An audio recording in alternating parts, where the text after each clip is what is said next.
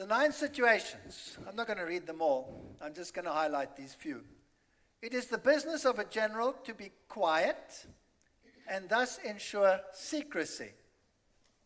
He must be able to mystify his officers and men by false reports and appearances and thus keep them in total ignorance. In other words, does a Jesuit foot soldier necessarily understand the whole plot? No. In fact, he's fed misinformation in order that he does not understand the whole plot. But whatever order he gets, when the drum beats once, he does what? He turns to the right. And sharply. And he might not understand the picture, but this is it. He's going to do it. When fire breaks out in an inside of an enemy's camp, respond at once with an attack from outside. So if you see there's a fire burning and they're in trouble, that's when you hit them the hardest. And then he talks about spies. When these 5 kinds of spies, he says you need 5 kinds of spies. You need local spies, inward spies, converted spies, doomed spies, and surviving spies. This is incredible. So, these 5 spies you need. None can discover the secret if you have these 5 spies in the system. This is called divine manipulation of the threads. Constantly, this general is bringing God into the picture, and this God that he is quoting is a very deceptive God. Would you agree? So it cannot be the God of the Bible, right? And then he says, let's have a look at local spies, means employing the services of inhabitants of a district. So there will be spies. If there are any spies here this evening, good evening. Then having inward spies is making use of officials of the enemy. Having converted spies, getting hold of the enemy's spies and using them for your own purposes. Doomed spies, doing certain things openly for purposes of deception, and allowing our spies to know of them and report them to the enemy. That's mean. So you'd say to some of your people, I want you to do this. The drum beats, boom, you're going to do it. But it's a deception. And it's something that will rile the country where you are doing this, make them angry. Then you use your other agent to go to the ruler and say, I know who did it. It was them. Then it's your own people. And then they will be arrested and possibly executed. They're doomed spies. They're going to die. But they're your own people. You're going to kill them. What does that achieve for the general? That the ruler now has absolute trust in the spy that told him. And therefore you have an inside angle that you never had before. So sometimes it appears as if the Jesuits are in 2 camps opposing each other and fighting each other, and one of them may be a doomed spy and the other one might be a spy that tells the generals about him. Okay? And then you need surviving spies. Finally, are those who bring back news from the enemy's camp. Hence it is that with none of the whole army are more intimate relations to be maintained than with spies. None should be more liberally rewarded, and no other business should have greater secrecy in order to be preserved.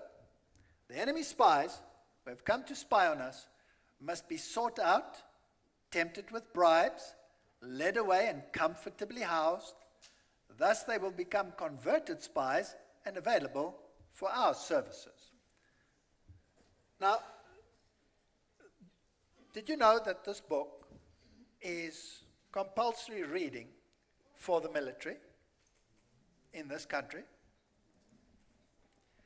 Now, with this knowledge in our minds, and we're thinking about the year 1798, the period leading up to it, and the period following. Now, does the devil know the Bible, yes or no? Yes. Okay. If Wesley could figure out that the first beast of Revelation 13 was the papacy, if Martin Luther could figure that out, if Melanchthon could figure that out, if Cranmer could figure that out, if Ridley could figure that out, then surely the devil had it figured out long before them, right? And if Wesley could figure out that the second beast of Revelation chapter 13 was about to appear because it was the end of the 1,260-day period, then surely the devil knows that too. Because he knows God's plan, and his plan is to subvert. So if he knows this is going to happen, is he going to try to be in the field first? Yes or no? Because he wins, who is there? First. Now the Bible tells us that the second beast will deceive the whole world by making fire come down from heaven, deceiving all the people. And this fire cannot be literal fire, because literal fire is anything but deception. It just kills people. Deception must be something else. So this is a form of religion that will emanate eventually out of this chaos, which will enable the first beast to make the second beast do its bidding. So in other words, it must be able to pull the strings in order to do that. So the first thing you do is, what's the problem with the upcoming nation? Well, it's a Protestant nation. It's a Protestant nation. And the upcoming nation is subject to the King of England and the British Parliament, which had banned the Jesuits and Catholicism out of the realm under pain of death. So we have to avoid that. We have to avoid a nation adopting a constitution as the British have, because that would ban Catholicism and expose it for what it is. So we need something else. We need a constitutional system which will guarantee that the Jesuits can never be thrown out.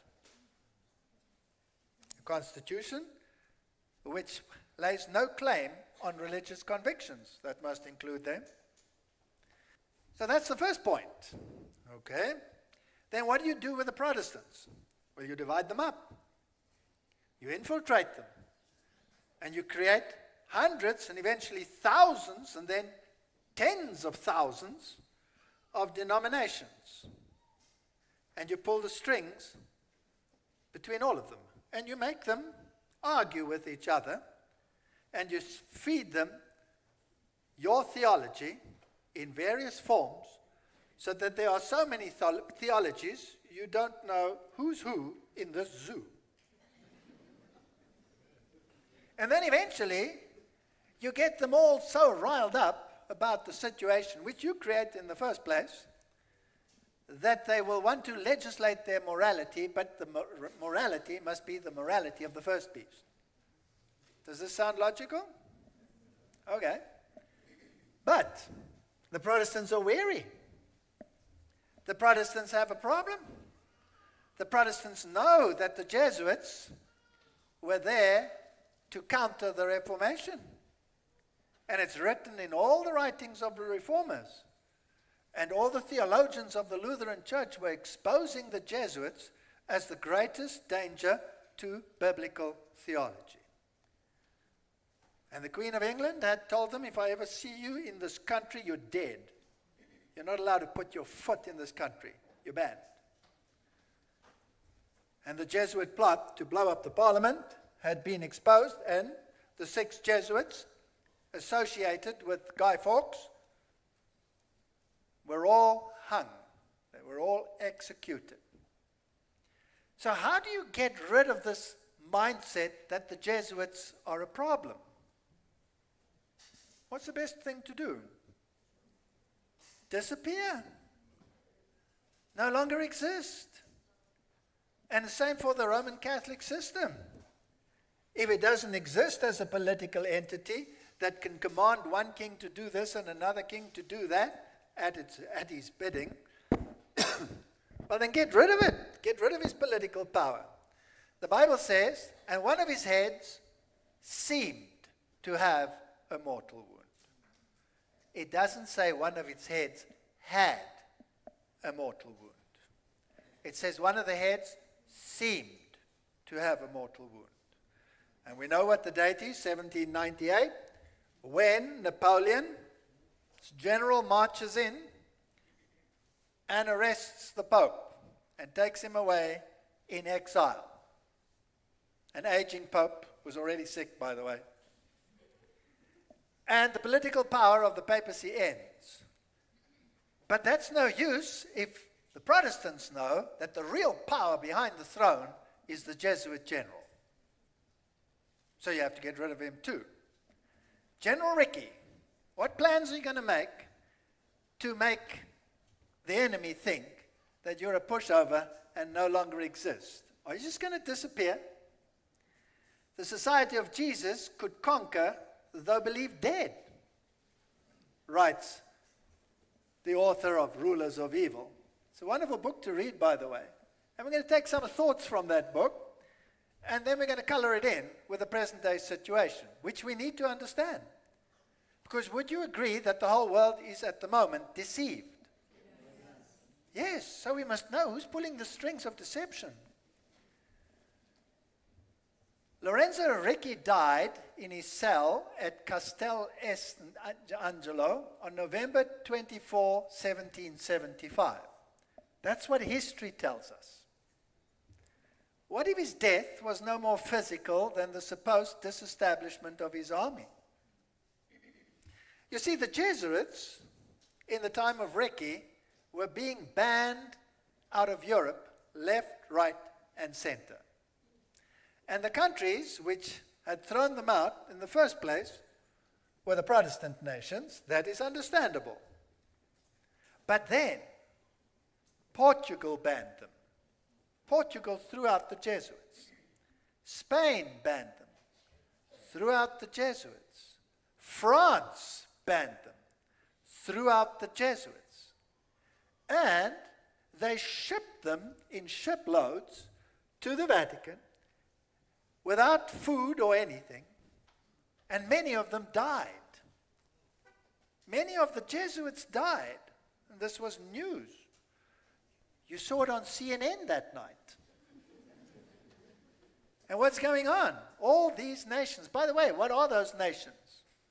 Portugal, Spain, France. What nations were they? Catholic nations. Now, who ruled over all these Catholic nations in the first place? The Jesuits. They were in every form of government. This is a brilliant strategy. And then to make it look real, well, you kill some of your doomed spies. He speculates further, and he says, during the fall of 1775, Congress authorized a committee made up of Benjamin Franklin, Thomas Lynch, Benjamin Harrison, and George Washington to consider and recommend a design for the first united colonial flag. The so-called Flag Committee. And they didn't know what flag to choose for the coming Declaration of Independence. And the Flag Committee, this very prominent Flag Committee, went and met a particular human being that nobody had ever seen, and he was called the Stranger. He was an elderly European transient known only as the Professor. He had arrived unknown to anyone. Nobody knows how he got there. He was just there. But all these prominent men went to have a discussion with the Professor. That's history. In July 3, 1776, John Adams took pen in hand and dashed off a letter to his wife Abigail. Adams was a writer of repute. He took very accurate notes. He never edited. And he wrote very carefully, and he said, yesterday, which must then be July the 2nd, he scribbled, the greatest question was decided which ever was debated in America, and a greater perhaps never was nor will be decided amongst men. A resolution was passed without one dissenting colony, that these united colonies and of a right ought to have full power to make war, conclude peace, establish commerce, and to do all other acts and things which other states may rightfully do. So they made a decision to declare independence from Britain and to bring about a war. Okay. And the decision was made on the 2nd of July, 1776. So he said this day will go down in history. Now, Manly Palmer Hall, who, as you probably know, is a high Mason, occultist, famous historian, Masonic historian, writes an interesting piece of history. And he talks about the strange man. It was a grave moment, and not a few of those present feared that their lives would be forfeited for their audacity on the 4th of July. In the midst of the debate where they decided, are we really going to go ahead with the decision we made 2 days ago that we're going to be independent? Are we really going to do it? This will cause war. Maybe England will come with so many troops and wipe us out. Are we really going to do this? And while they were in the valley of decision on the 4th of July to put their stamp on it, they started getting cold feet. The debaters stopped and turned to look upon the stranger who had appeared amongst them. Who was this man who had suddenly appeared in the midst and transfixed them with his oratory? They had never seen him before. None knew when he had entered, but his tall form and pale face filled them with awe. This is history. His voice ringing with holy zeal, the stranger stirred them to their very souls. And he gave a tremendous speech, and they all signed the Declaration of Independence. And then he was gone. He had disappeared, nor was he ever seen again, or his identity established. This is recorded in Hall, Secret Teachings, etc. Who was this man? Where did he come from? Well, let's go back a little bit in history, because you have to be in the field before. Then you will gain victory. Maryland history is very interesting because it's bound and grounded to the liturgical calendar of the Roman Catholic Church. We recall how the original settlers of Maryland, many of whom were Roman Catholics, set sail from England under the spiritual direction of Jesuit Father Andrew White on November the 22nd, 1633. So the Jesuits had already come, and they'd occupied land which they called Maryland. It was a huge estate, and it belonged to the Jesuits. It was the feast day of St. Celia, a saint, etc., etc. The voyage had reached landfall the following year, March 25th, on Annunciation Day. This is the feast of the angel Gabriel's announcements to the Virgin Mary. On Annunciation Day, 1634, Father White consecrated the colony of Maryland to the Virgin Mary. That's why it's called Maryland. And it was the 2nd day of July in the year 1776, which happened to be Visitation Day. Interesting. Now, if you go to the encyclopedia, then it tells us, commemorating the event recorded in the 1st chapter of Luke, wherein the Virgin, pregnant with the Messiah, visits her cousin Elizabeth, who is pregnant with John the Baptist. Nowadays, Visitation Day is celebrated on May the 31st, but in the year 1776, according to the Catholic Encyclopedia, it was celebrated on July the 2nd. So they have their liturgy calendar.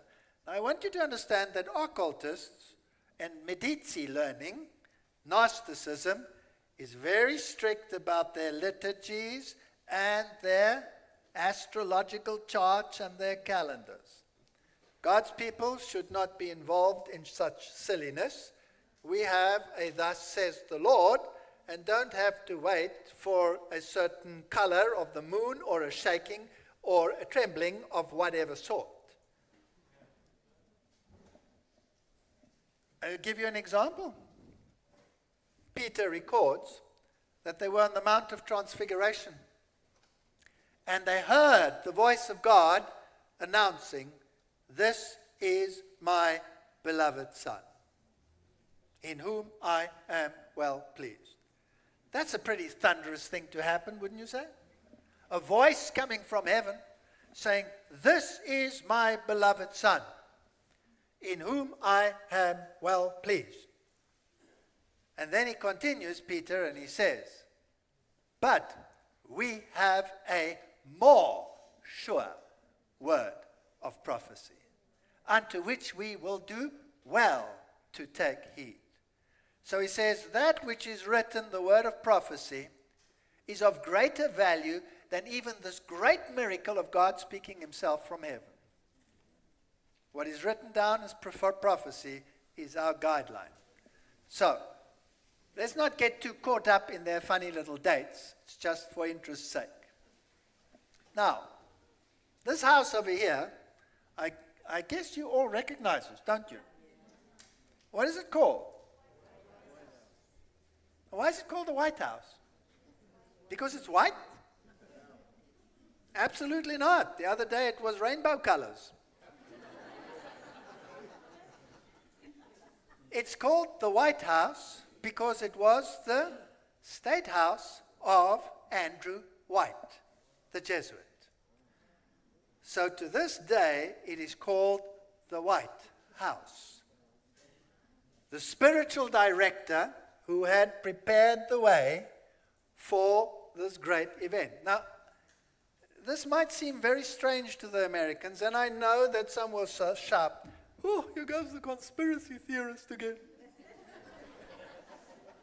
I'm just quoting what this person wrote, and I'm looking at the facts, and then I'm looking at what is happening today, and I put the two together, and 1 and 1 happens just to be 3, which is very conspiratorial because it should actually be 2. So this is the White House, and we're not going to go into the details of all of these issues. Fact of the matter is, on this great Jesuit estate, which is called Maryland, today the seat of the greatest, most powerful nation's government is situated.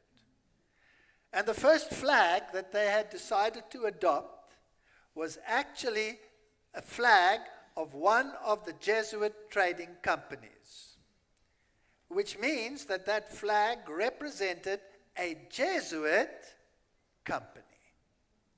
That's very fascinating. Now, all countries were expelling the Jesuits, and the Jesuits were thrown out of Portugal. They were thrown out all over the place. This is just from reformation.org history. And it says, what happened to these poor Jesuits? All countries had expelled them. They were shipped off to the Papal States. Some too old for such treatment died. Others left religion or became secular priests. By 1773, the suppression of the Jesuits was complete. On August 16, the brief of suppression was read to the assembled Jesuits, and they dispersed to various locations and other works.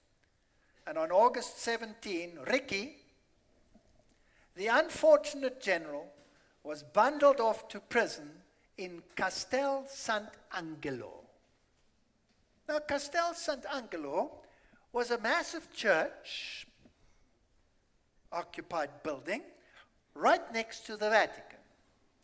And it happens to have a passage linking it with the Vatican, so that a pope could go there or a general could go there while apparently appearing to be in prison, where he languished, the poor soul, for 2 years, not even permitted to celebrate Mass or receive visitors. Eventually he died there, this is reformation.org, on November the 24th, 1775, after 15 years as general. That's what history tells us. He testified to the end that the society was innocent and he sent out one letter after the other. Brethren, just pray, pray. You are poor little victims. Pray, pray, and pray. That's all he did. And by order of Pope Pius VI, his solemn funeral was held in the church of San Giovanni de Florentini, the church closest to Ricci's prison, by order of the same Pope. His body was taken to the Jesuit, which is the other big Jesuit conclave, which I showed you just last night, where the two founders, or two of the founders of the Jesuit order, are standing on Protestantism and destroying it. Now, it doesn't say who those Protestants are, but I would suggest that they are Luther and maybe Calvin. His body was taken to the Jesuit a few hundred meters away and laid to rest in the crypt with the generals who had preceded him. However, Ricci's imprisonment and death and the letter of suppression did not bring the desired end of the society, because Russia did not ban them, and some of the other kingdoms did not ban them. But for general purposes, they were gone, and the title was also removed. He was always general. Then his title was changed to make it more priestly. So that is what happened. And the Jesuits were gone, or so it appeared. Jesuit generals were still selected in Russia, and it was kept alive. But then came the unbanning of the Jesuits with papal approval and a statement which said, never again may the Jesuits be banned, and the title general was reinstated. By the way, the very Pope who ordered this tremendous funeral is the one who was captured by Napoleon. And please remember that Napoleon was a high initiate Freemason in the first place. So this history is very, very interesting. Now, the Jesuits had retrained the minds of the Europeans by something which is called Jesuit theater. And we need to look into this because the war is a battle for the mind. And the Protestants had warned against Jesuit theater. Remember that Martin Luther had said, you may not send your children to be educated where the Bible is not the standard. Remember that? But the Jesuits had become the schoolmasters of Europe, and Jesuit theater was incredibly popular. Encyclopedia Britannica tells us Jesuit drama. Jesuit drama programs of theater developed for educational and propagandist purposes in the colleges of the Society of Jesus during the 16th, 17th, and 18th century. Cultivated as a medium for disseminating Roman Catholic doctrine, drama flourished in the Jesuit schools for more than 200 years, evolving from modest student exercises to elaborate productions that often rivaled the contemporary public stage in polish and technical skill. And then it talks about these great performances where the kings attended, and they were swayed. And then afterwards, they were taken to Jesuit retreats where they were subjected to Ignatian spirituality, and slowly, slowly, Protestantism was torn out of the hands of Protestantism. And in Bavaria, for example, the southern state of Germany, the Jesuits took over completely, eradicated the Protestants entirely. By the mid-17th century, there were nearly 300 Jesuit colleges in Europe, and in almost every one at least one play given each year.